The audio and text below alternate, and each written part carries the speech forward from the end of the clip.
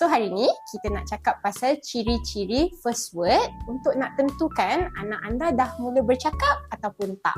Apa itu perkataan pertama? Perkataan pertama dihasilkan pada umur paling awal 10 bulan dan selalunya kalau bukan 10 bulan dia boleh jadi pada umur setahun. Pada umur 10 ke 12 bulan ni kanak-kanak mula menghasilkan perkataan pertama dan perkataan pertama ni selalunya merujuk pada satu benda sahaja dan digunakan berulang-ulang pada benda yang sama. Sebagai contoh, bila dia panggil mama, dia nampak mama, dia panggil mama, dia hanya gunakan mama pada mamanya sahaja, ibunya sahaja. Dia takkan guna mama pada ayahnya. Kalau dia guna mama pada ayahnya, itu bukan perkataan pertama. Okey, perkataan pertama boleh dihasilkan dalam bentuk bunyi yang bermakna.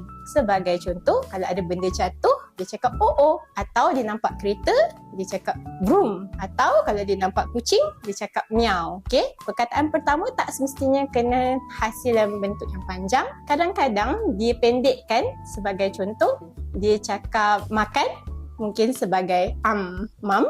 Okey, ataupun dia nak cakap tak nak, dia cakap nana, okey.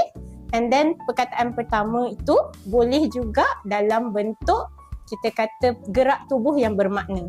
Sebagai contoh, kalau dia nak makan, dia buat gerak tubuh seperti ini.